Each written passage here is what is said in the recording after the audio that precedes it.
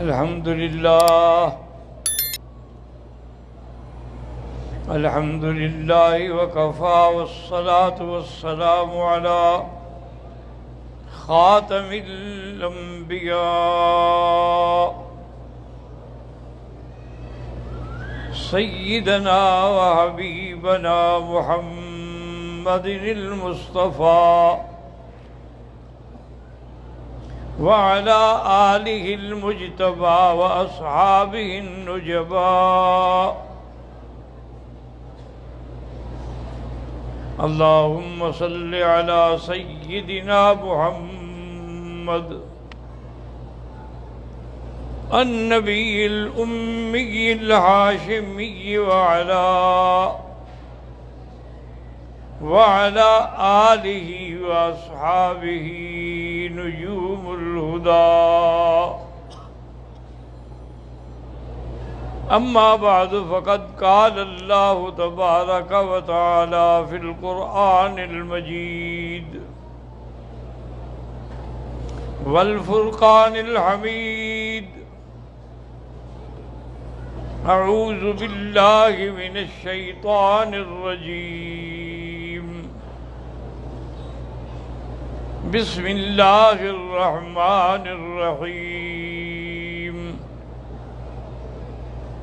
ولا تقولوا لمن يقتل في سبيل الله أموات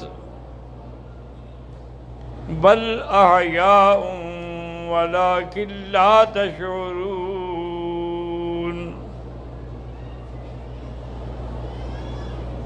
صدق الله العلي العظيم وصدق رسوله النبي الكريم نحن على ذلك لمن الشاهدين ومن الشاكرين والحمد لله رب العالمين رب اشرح لي صدري ويسر لي أمري واحلل عقدة من لساني يفقهوا قولي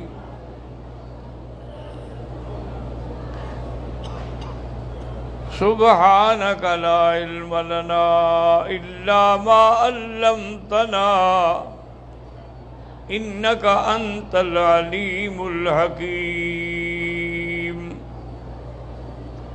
برادران اسلام، کل کے درس میں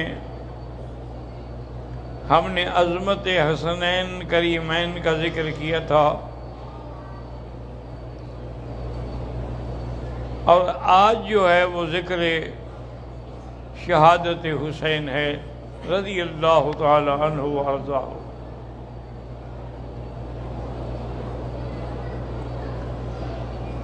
سیدنا حسین رضی اللہ تعالی عنہ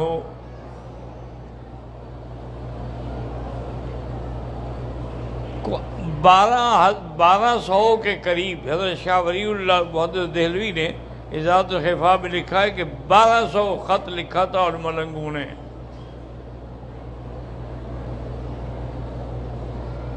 کہ جی آپ کے والد کے معتقدین اور اطاعت گزار جو ہیں وہ یہاں تڑپ رہے ہیں، کوفے میں آپ مہربانی کر کے تشریف لائیں تاکہ اس کا مقام سنبھالیں۔ پھر آپ کے والد کو شہید کیا گیا، اس کا بھی بدلہ لیا جائے گا، اور یزید جیسے آدمی کو خلیفہ بنا دیا گیا، اس کو بھی ہٹایا جائے گا، لیکن یہ سارا مسئلہ تب ہوگا جب آپ آئیں گے۔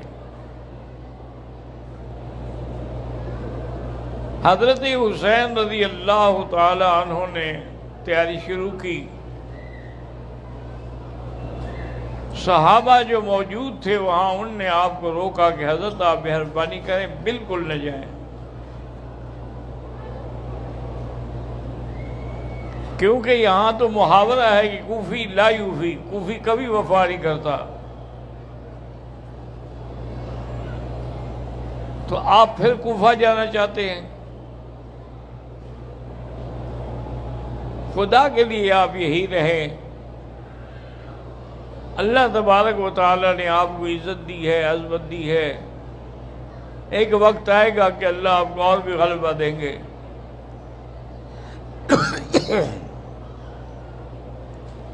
حضرت حسین نے فرمایا کہ بھائی یہ جن لوگوں نے خط لکھے ہیں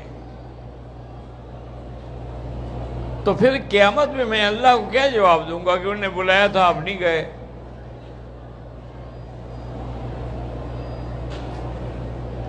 بہرحال پھر بھی حضرت حسین نے بہت بڑی عقل مندی کی کہ اپنے عزیز مسلم ابن عقیل کو پہلے بھیجا کہ تم وہاں جاؤ، وہاں کے حالات کا تجزیہ کرو، اس کے فوراً بعد پھر مجھے خط لکھو. اگر حالات مناسب ہوں گے تو میں بھی آ جاؤں گا. حضرت مسلم ابن عقیل تیار ہوئے تو ان کے 2 چھوٹے بچے تھے، وہ ضد کر گئے کہ نہیں ہم تو باپ کے ساتھ جائیں گے. وہ بھی چلے گئے ساتھ. جب مسلم ابن عقیل کوفہ پہنچے تو بے تحاشا انہوں نے استقبال کیا. حضرت علی کی محبت میں نعرے لگائے. حضرت مسلم ابن عقیل تو ان کی محبت اور ان کے نعرے اور ان کا اجتماع دیکھ کے حیران ہو گئے. انہوں نے فوراً خط لکھا حضرت حسین کو کہ بھی یہاں حالات ٹھیک ہیں، سب لوگوں نے میرے ہاتھ میں بیعت کر لی ہے.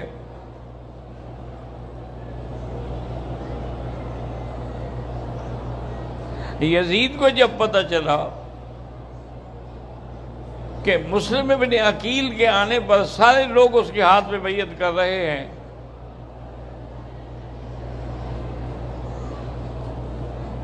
اور اسے یہ بھی خطرہ ہو گیا کہ اب حضرت حسین آئیں گے، اور ان کے آنے کے بعد پھر میری خلافت جو ہے وہ ختم ہو جائے گی.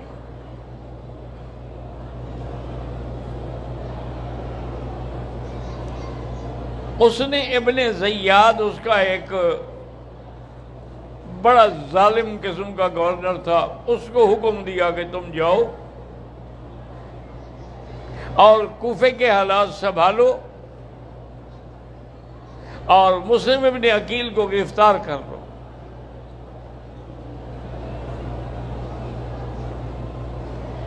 ابن زیاد نے آ کے پہلی جو تقریر کی، اس تقریر کا یہ اثر ہوا کہ وہ محبت کے جھوٹے نعرے لگانے والے وہ سارے کے سارے بھاگ گئے.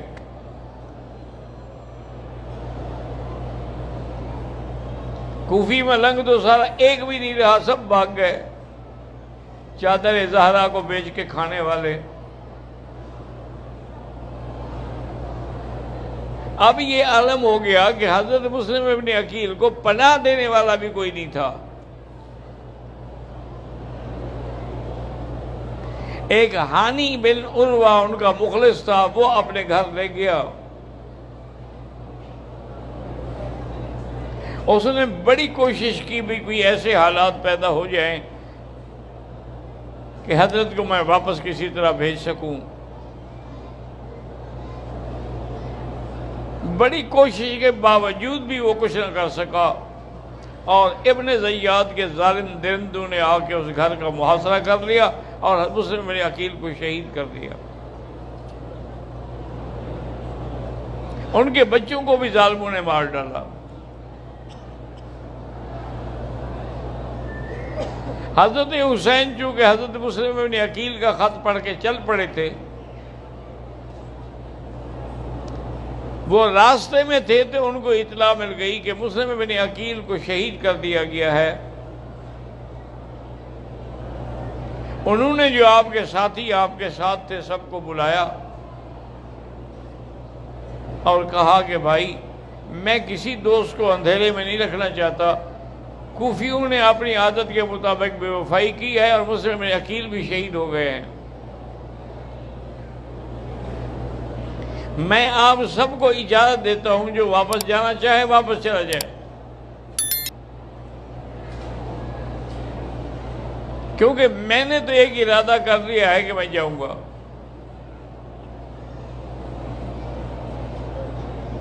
ان سب نے بھی کہا کہ حضرت ہم بھی آپ کے ساتھ جائیں گے.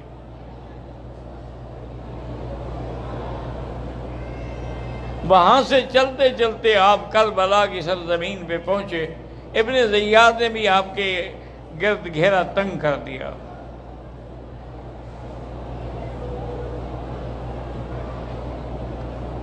اور اس نے پھر ایک ظلم اور کیا کہ آپ کے لیے پانی بھی بند کر دیا.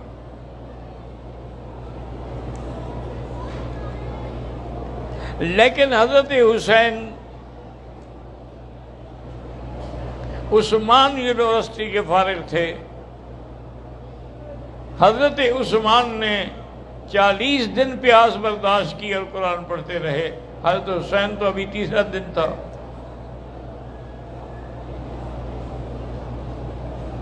اور حضرت عثمان نے جیسے ان باغیوں کو مخاطب کر کے بتلایا تھا کہ میں نے کیا جرم کیا جس کی بنا پر تم مجھے قتل کرنا چاہتے ہو. قتل تو تب ہوتا ہے جب آدمی نے کسی کو قتل کیا ہو. قتل تو تب ہوتا ہے جب آدمی نے نعوذ باللہ زنا کیا ہو اور شادی شدہ ہو.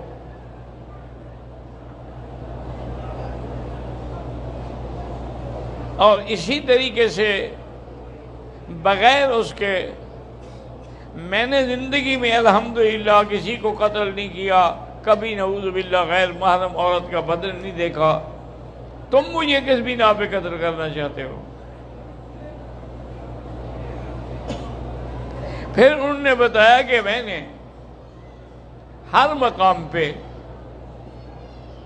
جب مدینے میں آنے کے بعد صحابہ کو پینے کے لیے پانی نہیں ملتا تھا، اور جو کنواں ہے مدینے کے حرم کے اندر وہ یہودی کا تھا اور وہ پیسے لیتا تھا پانی کے.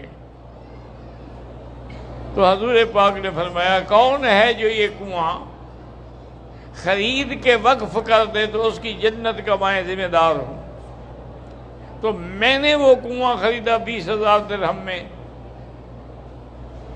اور میں نے حضور کی خدمت میں لا کے وقف کر دیا. حضور نے مجھے جنت کی بشارت. یہ ٹھیک ہے؟ انہوں نے کہا یہ بات تو ٹھیک ہے. انہوں نے کہا جب مسجد کی جگہ تنگ پڑ گئی تو مسجد کے ساتھ والی جگہ جو تھی حضور نے فرمایا جو یہ خرید کر کے مسجد میں ملائے اس کو بھی جنت کی بشارت دیتا ہوں. تو میں نے وہ 40,000 درہم میں خرید کر کے حضور کو دے دی کہ مسجد میں شامل کریں. یہ میں نے کیا ہے؟ انہوں نے کہا جی ہاں کیا ہے. انہوں نے کہا پھر مجھے کس بات پر قتل کرتے ہو؟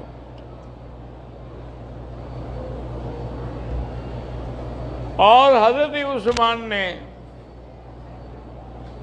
حضرت علی کو پیغام بھی بھیجا کہ ہم تو پانی کے ہو سکے تو ایک مشکیدہ پانی بھیجیں. بے عین ہی حضرت حسین نے بھی ان ظالموں کو پیغام بھیجا کہ میں تو برداشت کر رہا ہوں لیکن میرے چھوٹے بچے جو ہیں علی اصغر ہے اس سے برداشت نہیں ہوتا، مہربانی کر کے پانی دے دو. ایک مخلص نے مشکیدہ بھر کے دی حضرت کو. ابھی حضرت نے ہاتھ میں لی تھی کہ ظالم نے تیر مارا، مشکیدہ پھٹ گئی. جیسے کہ حضرت علی پانی لا رہے تھے اور ظالم نے تیر مارا تو مشکیدہ پھٹ گئی.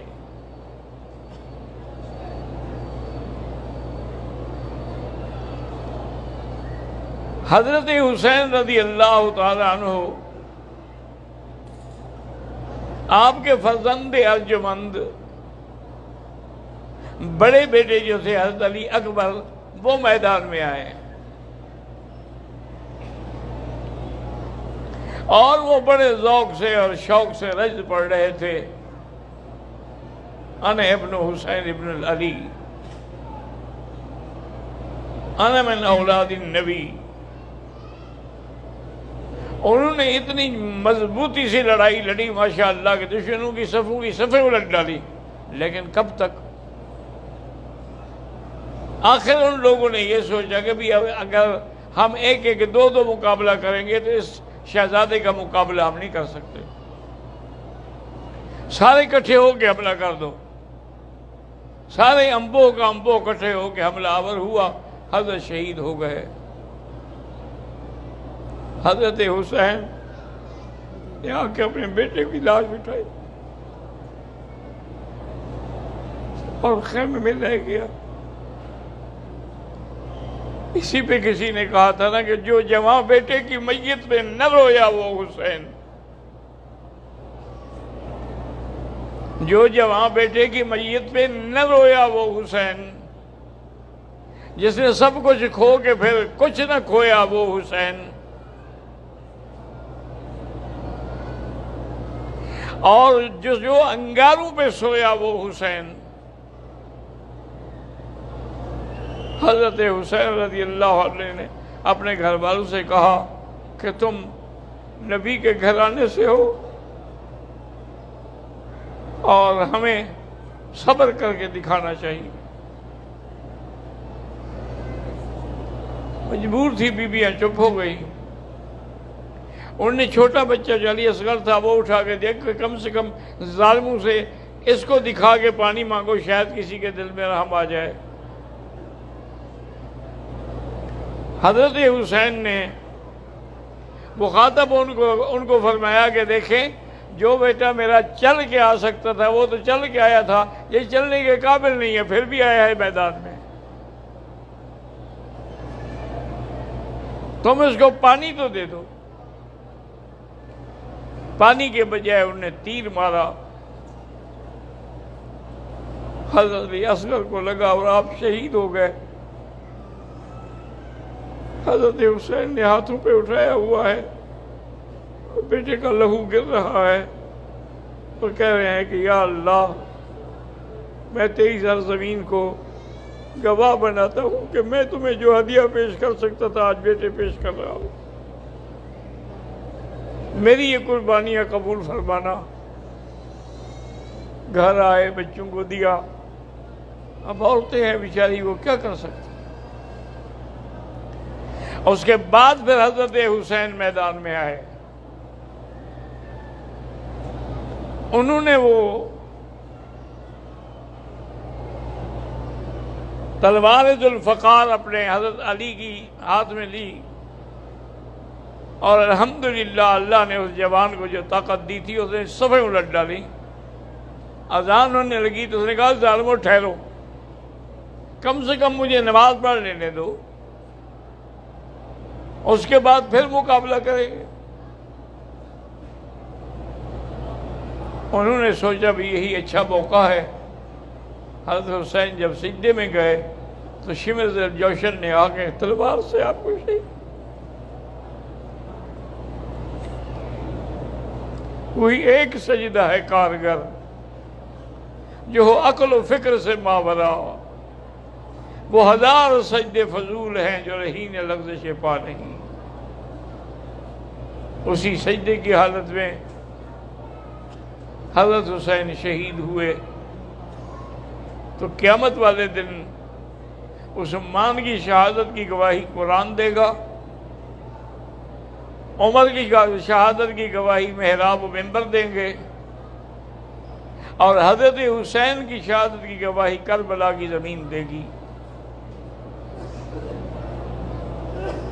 اللہ کے راستے میں جہاد کر دیا۔ اقبال نے کہا تھا نا کہ شاہ ہست حسین شہنشاہ ہست حسین، حقہ کے بنا لا الہ ہست حسین، سر داد نہ داد دست در دست یزید، کہ انہوں نے گردن تو دے دی لیکن یزید کے ہاتھ میں ہاتھ نہیں دیا، بیعت نہیں کی۔ لیکن بہرحال ان تمام مظالم کے باوجود نہ یزید کا وہ ستم رہا، نہ زیاد کی وہ جفا رہی گی۔ جو رہا تو نام حسین کا، جسے زندہ رکھتی ہے کربلا۔ اللہ تبارک و تعالی اہل بیت کی قربانیاں، صحابہ کی قربانیاں، اپنی مثال دنیا میں تاریخ میں رقم کر گئے ہیں جو قیامت تک ختم نہیں ہو سکتی۔ اور اللہ تبارک و تعالی ہمیں صحابہ کی بھی اور اہل بیت کی بھی محبت نصیب فرمائیں اور بغض سے بچائیں۔